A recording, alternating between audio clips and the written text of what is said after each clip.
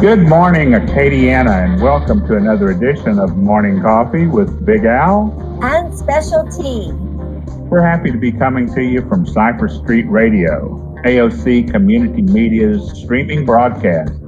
Look for us every day of the week. Our 8 a.m. show will start your morning off right. That's right, in a good way. Not right as in radical right. We bring you good ideas, good pastimes, and who knows what else. With a progressive flair. We're going to get that right. Our 7 p.m. stream is a great backdrop for some decaf and peace of mind, and actually for whatever it is you want to drink and whatever you want to think, whether in peace of mind or not. So either way, get your coffee, sit back, and enjoy the show. Oh, well. What's that?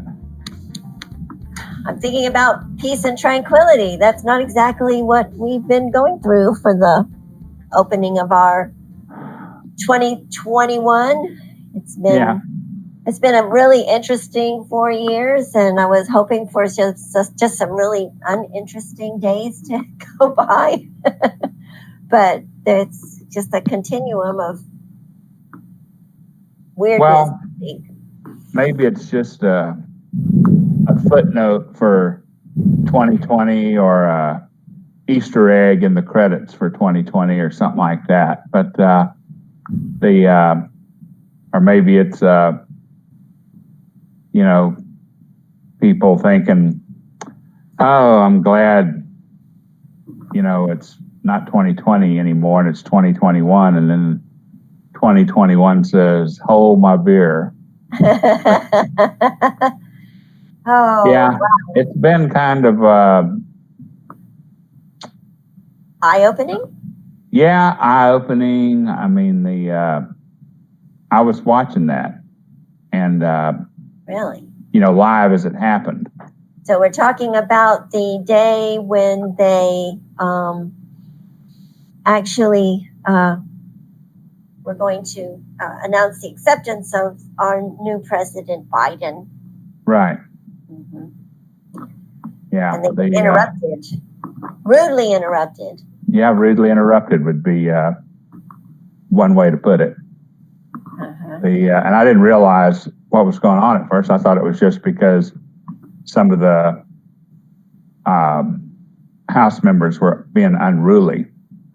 And come to find out, they were under attack. Yeah. And, that's kind of sobering. Well, it's the first time in modern history that it's happened. Anything like that. But the most unusual thing is that these are all supposed to be people who are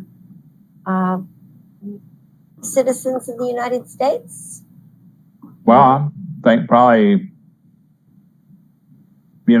I would have to, if I were betting, I would say they were all citizens of the United States, and they possibly I suppose it's possible that maybe a few or not, but I would be surprised. Yeah, well, supposedly there is within the investigations they are trying to find out if there is any association as far as the work with all this. That some of it might have been from our questionable, our neighbors, our countries with questionable intent. They indicate that the Russians have compromised our security systems online. the Pentagon and other areas. It's not really, hasn't been told exactly how bad the damage may be. And we don't even know really if they know exactly what the damage might be. But supposedly that's ongoing. I think I know what you're alluding to. And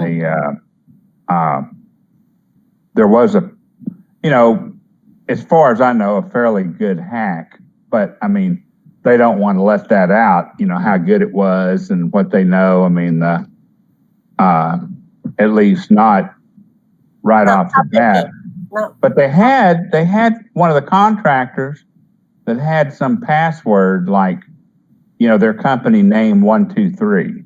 That was the password. And I mean, it's like, I think, you've seen those little things where you put in passwords and it starts off at weak and gets to medium and then up to strong, when you get a good password in there. I don't think that one would quite make it up to medium. They're very, encrypted at all. Well, it's like the contracting thing. Because there was always, back when I was working in air traffic control, there was always this, this faction that wanted to contract out that service. And it's just, there's some things that should be done by government employees for the benefit of the citizenry.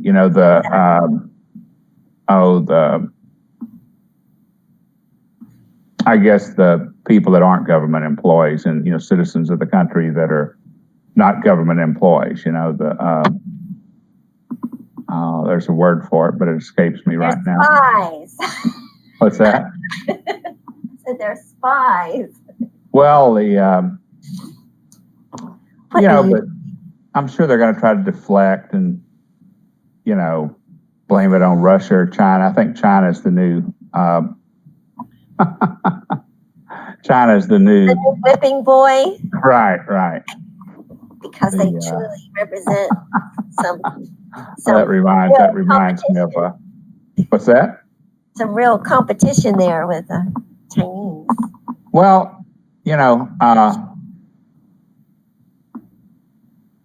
I don't remember what the guy's name was, but some Chinese person. Oh my God! Yeah, well, that's what he was. He was a Chinese billionaire. Okay. He had done very well in whatever business that he was in, and he said, one reason the Chinese are doing so well is because we had been wasting all our money on the military. And they spend some money on it, no doubt, and you better believe that, but not to the extent we do. I mean, I think the amount of money we spend on the military industrial complex is like far from Eisenhower days. Right. As much as the next 10 countries combined. And it's a lot of money. I think $750 billion this time. And we have all that money on, security and that get the capital broken into by Duck Dynasty and, and their the guy with the buffalo horn. But, really. I mean, it's, I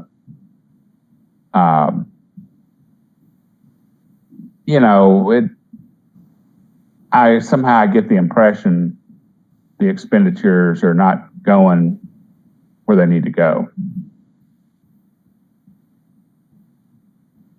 That's been an issue for a while as far as allocations of funds and what the spending is and whether they look closely at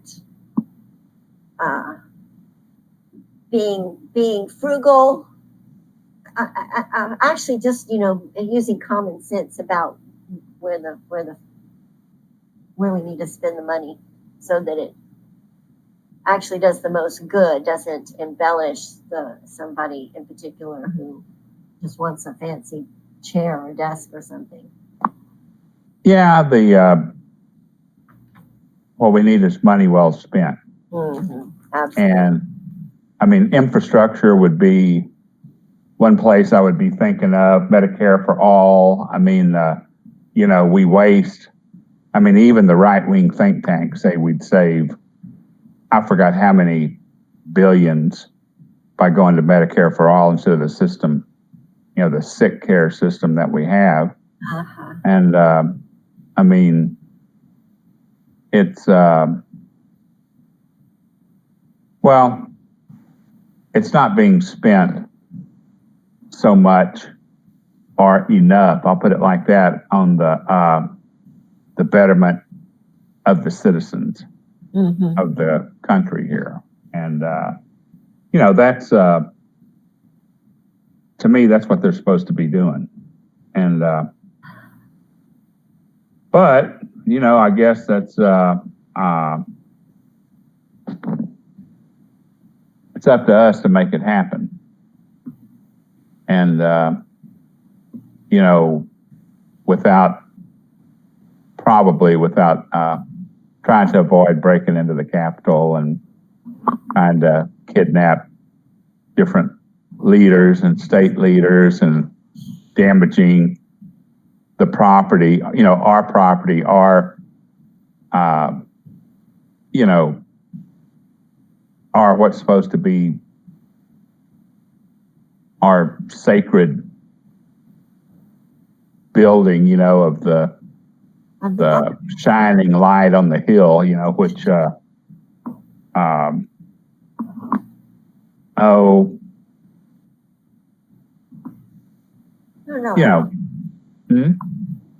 I'm just thinking it's unfortunate that we've gotten to have so many different areas where it seems like the needs of the people, when the downtrodden have atrocities committed against them, I can see, being upset about it. But to just be incited, I mean, I don't know. I really don't know what it is that they're, what's the point, Well, I mean, if you're talking about what happened last Wednesday. Yeah. I mean, that was, to me, nothing less than anarchy. A coup attempt.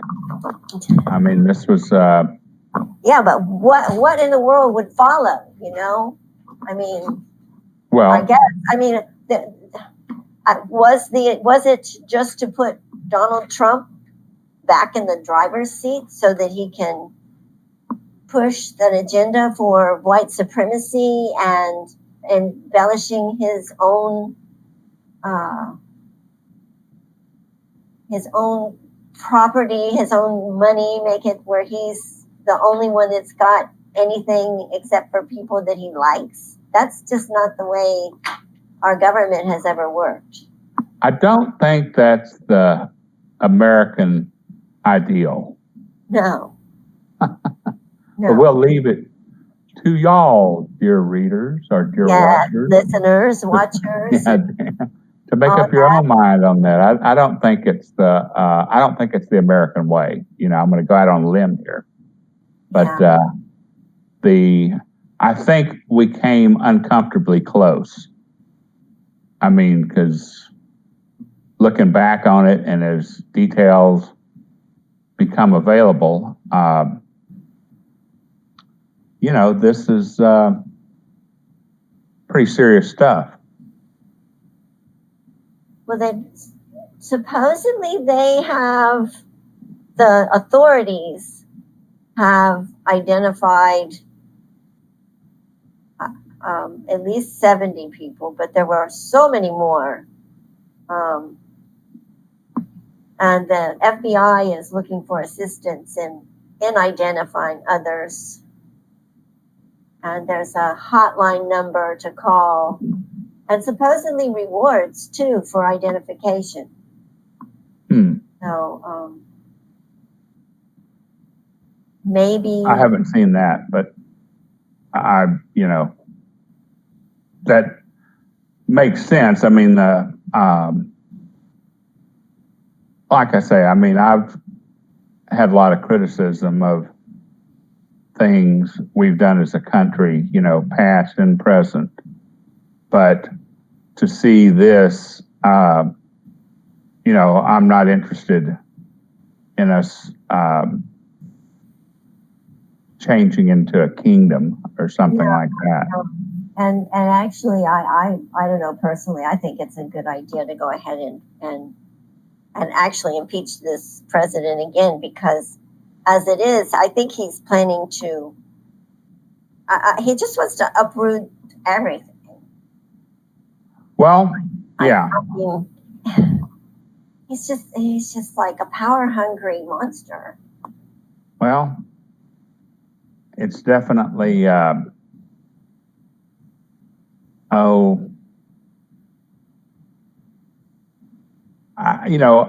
wonder if he just can't believe that he didn't win. Well, isn't that delusional? I mean, yeah, delusion's a word that's come across my mind quite frequently in the past week. Mm-hmm.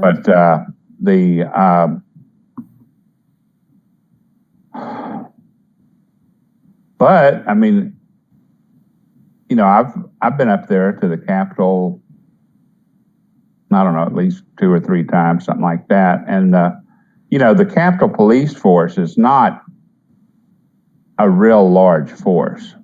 I mean, kind of like the university police. Yeah, kind of like that. And I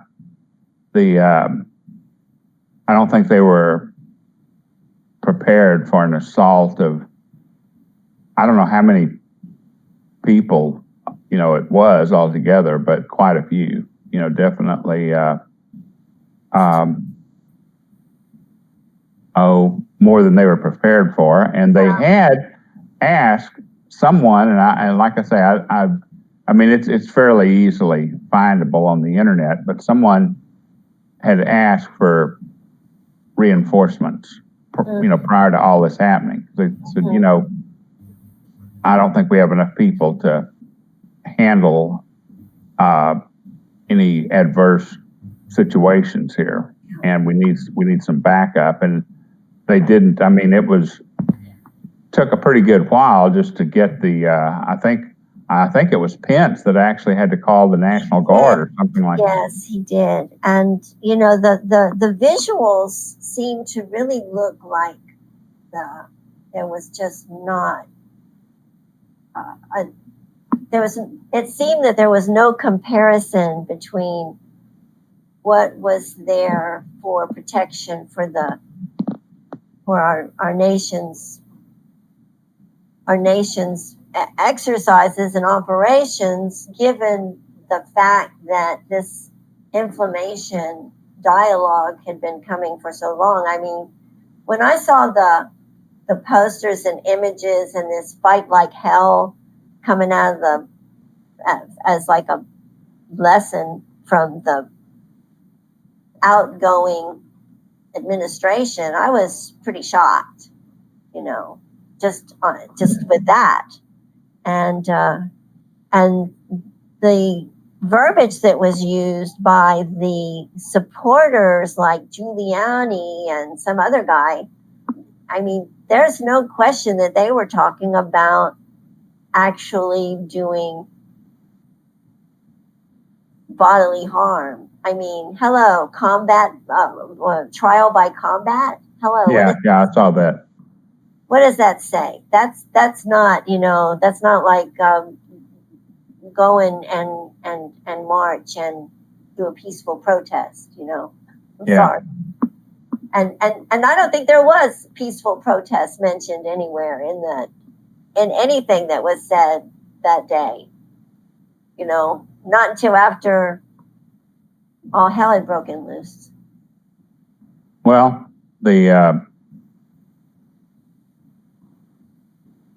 go home, I love you. Oh my Lord. Yeah, that's an interesting statement. Yeah. I guess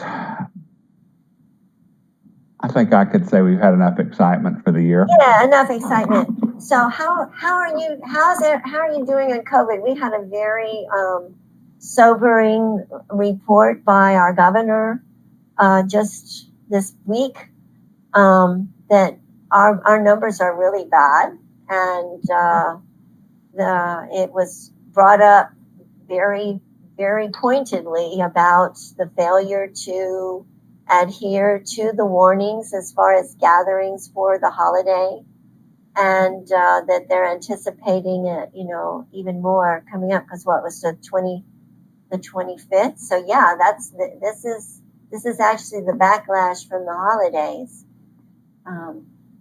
I went to Isolationville. Well, I've been staying, there's only a small number of people that I'm in contact with, really.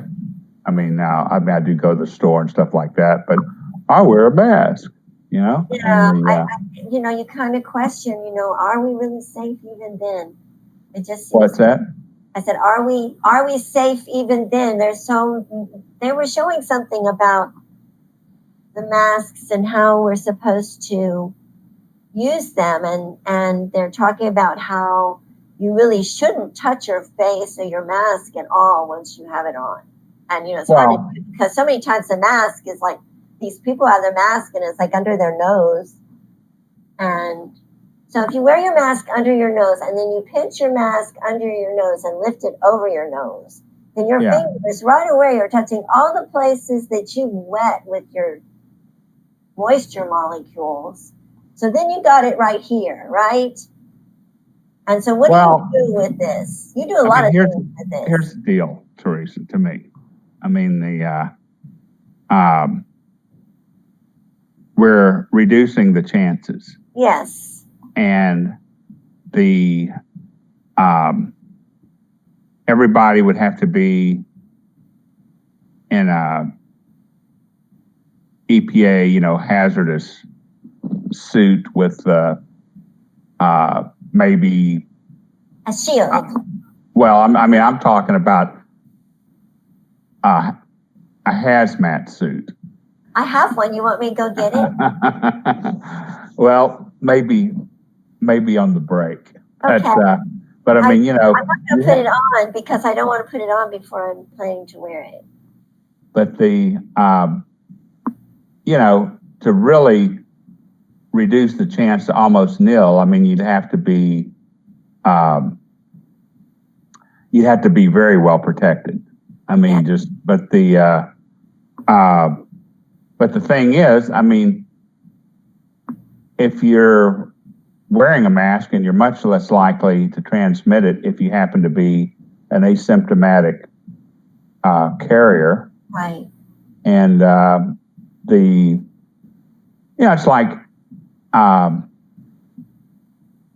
it's like people driving around in their cars, I mean, everybody having their lights on at night is very helpful. Oh, yeah. And even if the person that's driving... real good with that one. I said, well, but even... herd immunity is real good with those headlights. Yeah, right. But but it's like, even if you can see just fine and you don't have your lights on, that's okay for you, but how many people out there don't see you coming? Exactly. And I mean, it's not rocket science, but and neither is the mask, really. But I mean, and I've been seeing this here lately since, and this is with the Twitter thing and the how somebody's saying, well, since Twitter can do whatever they want to, then all these businesses that are closed ought to be able to open up, and do whatever they want to do. Apples and oranges. That sounds like apples and oranges. I'm thinking that. Well, yeah, that's what. Yeah. I'm thinking that we here in Lafayette are looking forward to a turn in the corner, as far as at least some of our representation, and we're going to be fortunate enough to listen to the acceptance talk from our new marshal, Reggie Thomas. Yeah. Who is our first citywide elected official and very qualified for the position now that he holds. Yeah, he is. I was at your best girl buddy's place watching his little, he had a little talk on, what he was about and his qualification. He's a pretty nice guy, I mean, he seems like he's did more. Yeah, I'm excited about that. Do you, Reggie Thomas, solemnly swear that you will support the Constitution and laws of the United States, the Constitution and laws of Louisiana, and that you will faithfully and impartially discharge and perform all the duties incumbent upon you as Lafayette City Marshal, according to the best of your ability and understanding, so help you God? I do. Congratulations. Very happy for you. Okay. Now y'all can finally see the smile. I want to thank God, the leader of my life, for just giving me this opportunity. I'm very excited today. Of course, I want to thank my family, my wife, Lisa, who is always there for me, no matter what's going on. When I told her that I wanted to run for city marshal, one of the things she said was, "You can do it, but just pretty much leave me out of it. I have a business to run." At the end, she was my campaign manager. So I love her, love the way that she works with me, and no matter what I want to do, she's there with me. My daughter, Kiara, my right hand, always there, always giving me encouragement, and probably the only one that can change my mind on most things. My son-in-law, Kurt, you got a great wife, my daughter. I think that's all need to be said there. My mother-in-law and father-in-law, I married really young, knew them throughout and while we was in New Orleans the entire time. And my father-in-law is pretty much a mentor to me, very quiet man, but I tell you what, he's family oriented. He's the type of guy that takes care of his family, and he has taught me a lot about life and how to be a man, and I really appreciate him for that. And my mother is the backbone. Lost my father when I was very young. My mother raised 5 kids. We never had anybody in any trouble. Everybody graduated from high school. She's a praying woman, and with her prayers is why I think I'm here today. A lot of work. I wasn't the quietest kid, but I was with her, and with her being my backbone in whatever I do. When I told her she couldn't come today, she's 87, and she wasn't very happy. So one thing she said was, I want to come because I don't want to let you down. Well, she could never let me down.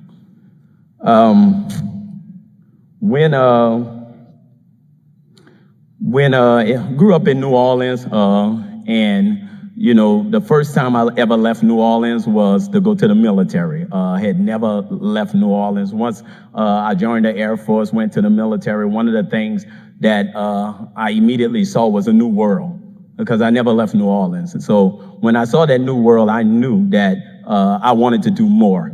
I knew that I can do more. So I was I was a person that really wanted to do things. And when I was in the military, I started riding with law enforcement and really wanted to get involved in law enforcement. So when I arrived back to New Orleans, I joined the Orleans Parish Sheriff's Office.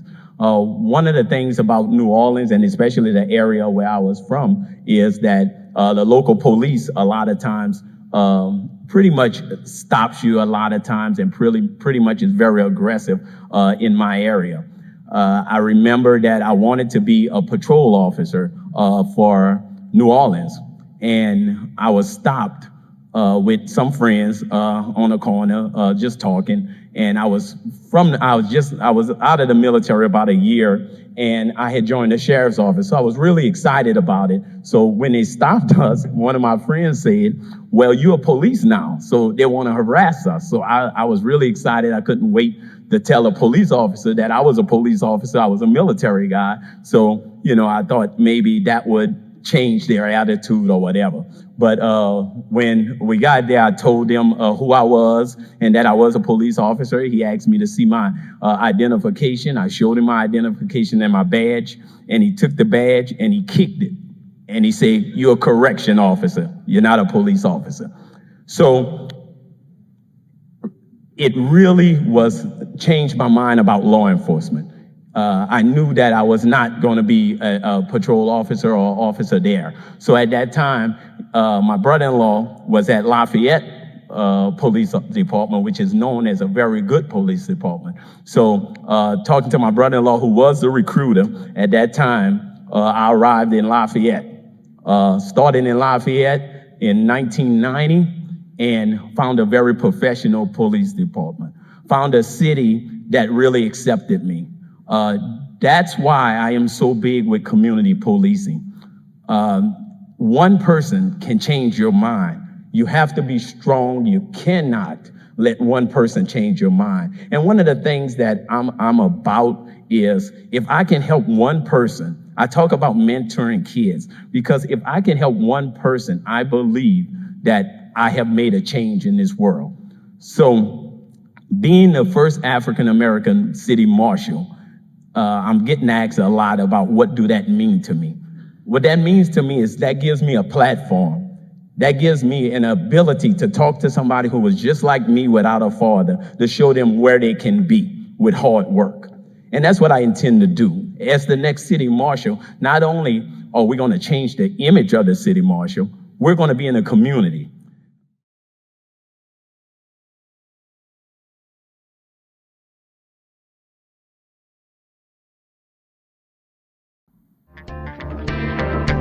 All right. We're back. Yes, and you may have a desire to watch all of Reggie's talk, and so the URL was there. And if you missed it, you can, if you're listening to us on the radio, Cypress Street Radio, you can go to the AOC podcast and actually see how to tune in and turn on.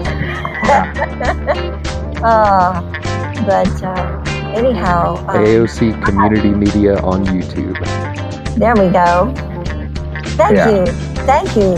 That's a wonderful voice. I guess that got on there, but AOC Community Media on YouTube. Just reiterate. Okay. Speaking of AOC, I saw something she put up today, and she said she didn't know if she was going to make it through the day. Going to make it through this thing live. Yeah. And I think that would be a valid reaction. I mean,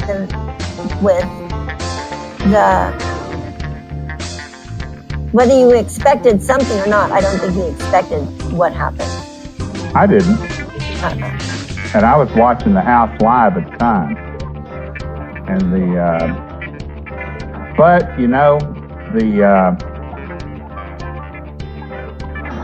these are symptoms of some problems or issues, if you want to call them issues, that we have in this great country of ours, the US of A. And there's a lot of people that don't think they're being represented well. And I would have to tend to agree on that. Like about 98% of the people. Well, I mean, they did a study on this, and if you're in the 98%, and say a vast majority of these people want something done, like let's say, just for instance, Medicare for all. The chance of that happening as a result of all these people that want this is about the same as just random chance. I mean, if you're not a very strong contributor or member of a PAC or something to get somebody reelected or whatever, then realistically with the system we have right now, not a whole lot of clout. Well, locally, I remember that wasn't all that long ago that the budget was set out where we were going to close 4 of our Parks and Rec. Right. Center. Yeah, I saw that. And the response, of course, this is very close. It's within the Lafayette bubble. Right. But the response was strong enough visually and vocally. Yeah. Special T seems to be frozen in time. So I hope we'll have her back shortly. And I hope she can, there we go. I'm seeing some movement. Are you back? Who, me? Yeah, you had frozen there for a minute. Even now, like right now, you're frozen. Apparently you're having a problem with your connection or something. Either that or you're very good at holding a pose for a long time. I've lost my network. Yeah. Can you hear me on the radio? Yeah, I can hear you. You're back. It seems to be working now. Okay. Well, hi everybody. It was a little vacation I took that I wasn't even aware of. So, anyway. Yeah. Well, I tried to fill in for you a little bit. So anyway, with the pushback and with people being talking about saying contacting the media using those options that are available to us, I think we made a big enough impression to change what the plan was and for the better. As far as actually getting the response from any of our U.S. senators and congressmen, at least here in Lafayette, I haven't seen a lot. I've understood that a lot of their time is spent on the telephone trying to get other people to fund them. Right. So, I mean, that's what I call, a dysfunctional government representation. Well, this is, when you get right down to it, it's corporate takeover. Yeah. And it's a move toward, oligarchy, fascism, corporatocracy. I mean, there's all kinds of, there's a little piece of each of those in what's going on. But, getting back to the, the representation. I mean, as far as we did do something locally with that. I mean, enough people were upset, and it was not accidental that it happened to be targeting the less powerful groups of people. I'll put it like that. Disadvantaged so they thought economically. Right, exactly. And I'm glad to see, because this is our place, I mean, this is like, it's kind of annoying what they did or what they tried to do. But it is kind of heartening that enough people got together and said, no, we don't like this. Exactly. So that was a good thing. But on a federal level, people need, well, on a state level, on a federal level, but I'm basically talking about the federal level, but the people need better representation. And some of the things that I'm looking at, one of them is achieving equality of voice and representation. Another is empowering voters. And the ensuring the responsiveness of political institutions. These are, good. What's that? All that sounds very good. Well, and that's, I mean, this is, I'm looking at this on a website, amacad.org, and it's,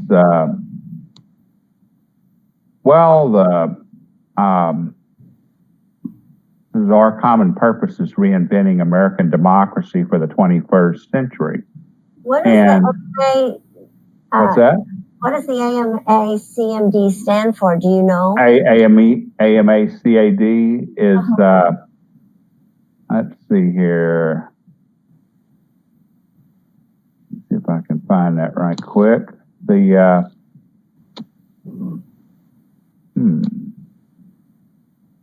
We'll put it on our Facebook page. that's American Academy of Arts and Sciences. Let me, let me see here, because that is, that's something just to research when we get off the air. But well, it's promoting, I should be able to find it are they quick. the ones promoting the rank elections? Yes, they are.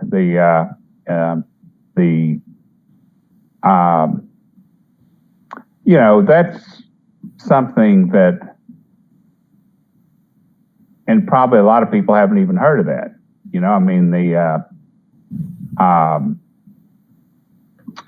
But that's definitely something that would increase, well, for one thing, to start off with, in my opinion, the two-party system is just, it's a way to create the illusion of having a choice when there really is not much of a choice. And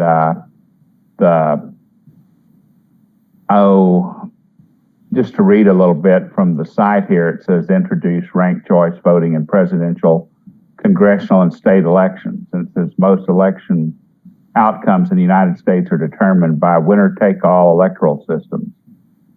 The candidate who receives the plurality of votes, that is, more than any other candidate, though not necessarily a majority, wins the election. And we probably be a good link to put in under our video, because this has got some good ideas too. But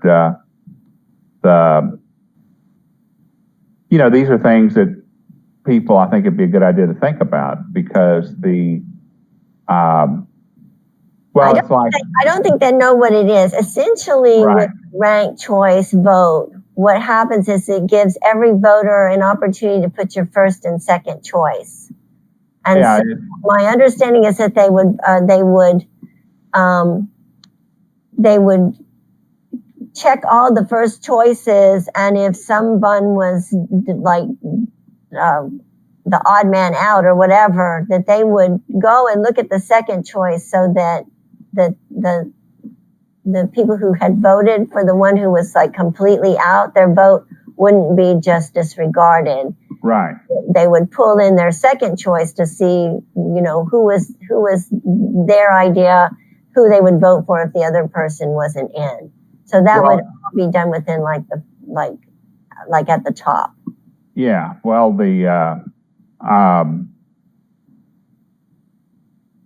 and some states are doing this. Well, yeah. Let's see. I think some in the Northeast, but some, it comes to a vote, it won't be something that they just do. That it will have to be a vote by the people to adopt this. I don't believe that we can just have our representatives say, okay, we're going to change the election process, on their own. Well, I'm going to read a little piece out of here that it explains it a little more. And Okay. This is an alternative to the winner-take-all system, and it's called ranked choice voting, or RCV.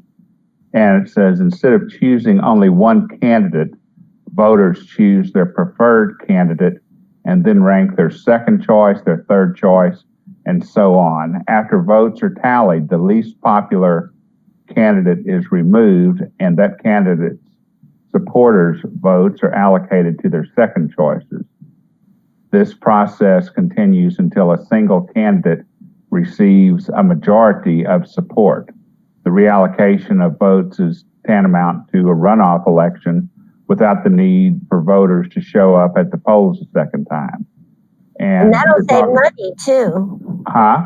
That will save administration and money too. Well, and you were talking about that it's already law in some places. It says ranked choice voting became law in Maine through a ballot initiative in 2016. It was used in the 2018 elections to determine a majority winner in one of Maine's 2 congressional districts. And it says in 2020, this article was written before this election, the last election, but it says in 2020, Maine will become the first state to use ranked choice voting in the presidential election. So, it's a viable concept. And if you think about it, it makes sense because, with the situation we have, we can get somebody in there that nobody really likes, but it was the least worst choice. Like they say, the lesser of 2 evils or whatever. Because when you have 2 choices and neither one of them are the one you wanted anyway, I mean, that's kind of like it's not really a choice. Yeah. I wonder about how to promote this as a regular citizen. Would we talk to people who are the foot soldiers on the ground level, and like our local clerk of court, and see if they've thought about it at all, and move on up to broaching some sort of dialogue with either through like emails or letters to Kyle Ardoin, who I really never really wanted in office anyway. He's the Secretary of State.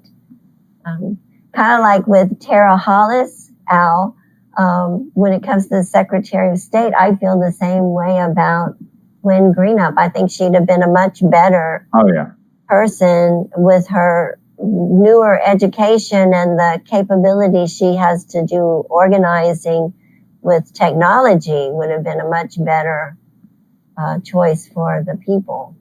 Go ahead. Sorry. At least Kyle, has worked with the governor some with regard to the pandemic and all the problems with that. And we are seeing some improvements in our election process because we at least now have 3 places where we can do early voting, which we didn't ever have before. Yeah, I use the one over by me. It's only, like 5 minutes away from where I live, which is kind of convenient. Yeah. Now, this is another issue too about voting, but on the last day of voting, it was an hour and a half line. Mm-hmm. But that was, I got there on the first day of voting, so it took me about 10 or 15 minutes. But when I got my son to go over there and vote, the line was pretty long, but because of all those procrastinators. Well, yeah, but this is, this gets into another thing about voting. It's like with the ranked choice voting. That's definitely, that would be good. Mm-hmm. That would be a major improvement. But we also need to do something about mail-in voting and having it to where nobody has to wait as long as some people do. Waiting 8 hours to vote. I mean, that's third world country, you know? I mean, that's like, and it's by design, you know? I mean, it's not like, oh, we just, you know, we didn't think about that. We thought everybody would be able to vote in an hour, you know? But I mean, no, that's very specific. It, you know, specifically targeting voters in a specific area to try to minimize turnout. I mean, just, you know, that's, it's well, not. Voting never ends. So if anybody did not get around to registering to vote, there's always going to be another election around the corner. I'm sure that everybody needs to vote. I understand we're in not too long, we're going to have a senator to elect again, where Mr. John Neely Kennedy will have his feet put to the fire for some of his decisions and all this. Yeah. That's something else. But we can go all over the place, couldn't we? Oh yeah.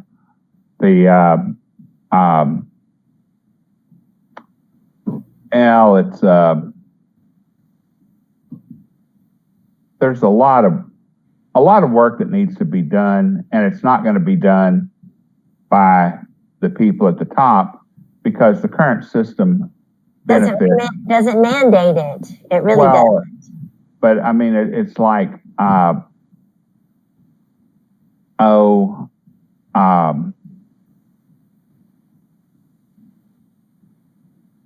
they're benefiting from the way the system is. So why would they want to change it?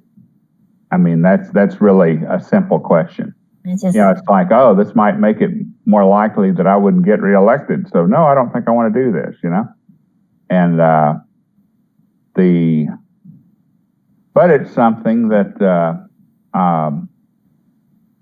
if they were doing good all the time, they wouldn't have to, you know, be cowards and only think of that. They should be out there producing things. Well, we've got this airport that managed to bring in some federal funds. There was some, I guess, communications that drove that to where it came into the spotlight, and our people that were in Washington at the time may have helped it along, but I mean, they certainly were there to take credit for it. But it's supposed to be opened up. The new terminal is supposed to be opened up and running this year sometime, maybe the end of the year. But yeah, I went by it and it really looks good. Yeah, I was by there not too long ago, and but I don't know. You know, I'm not up on all the airport stuff going on in this area. So you're saying that it's coming along reasonably well, or what? Yeah, it's supposed to open this year sometime, or be completed this year sometime. You know, so that's good. Then the question is, will it be utilized as well as they think? Let's hope that coronavirus is curtailed and that they do have, you know, a lot of people that are able to benefit from the expense. Yeah. Well, having a updated terminal facility would be nice. But and it looked pretty good when I went by there, but I don't know anything about it. I mean, you know, as far as what the new plan is, or how it's going to be better for somebody if they go to the airport and want to fly somewhere. You know, I mean, that's ultimately what it boils down to, I think. I remember when they started putting in the mass transit electric shuttles for the airports, and we would just go to, as kids, we'd go to the airport and just go and ride those trains. Where are you talking about, in Houston? Like Well, it actually was in Dallas where I was. Okay. But it was like, I was like, oh, let's go. Let's just go and ride the train around for 2 or 3 laps, Yeah, I remember when they had those, well, and I guess they still do, but Houston, the underground, the tunnel system? The little automatic trolleys or, whatever you want to call them. I mean, they were. I don't remember that. Houston? Yeah, and I worked in there. I worked in Houston downtown in the 80s, but there wasn't any type of trolley system at that time. Is that new? Well, maybe trolley is not the best word for it, but, underground people transport system under Intercontinental Airport, to get to the different terminals. Okay. But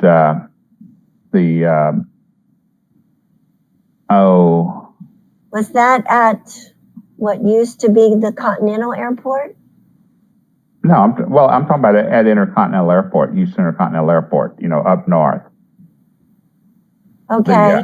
They had call it the George Bush Airport now. Oh, yeah. Yeah, that's right. I had forgotten about that. I still think it should be the Intercontinental Airport. Yeah. That's kind of like when Hussein, whatever his first name was.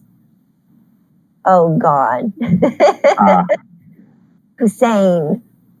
Saddam Hussein. What, they named an airport after him too? Yeah, he named an airport after himself first. So then when George Bush got in, he named an airport after himself. Oh, that's he didn't want to be upped by his family feud enemy. Yeah, that's kind of amusing. But well, I guess that's going to be I think we're for a finished. while, huh? We ran out of time. Yeah, so we did. But at any rate, everyone, come see us on Facebook at Morning Coffee. And on Cypress Street Radio. Yay. Right, exactly. And support your AOC. Support AOC, and y'all have a good rest of the day or the night or whenever it happens to be, whenever you're watching this.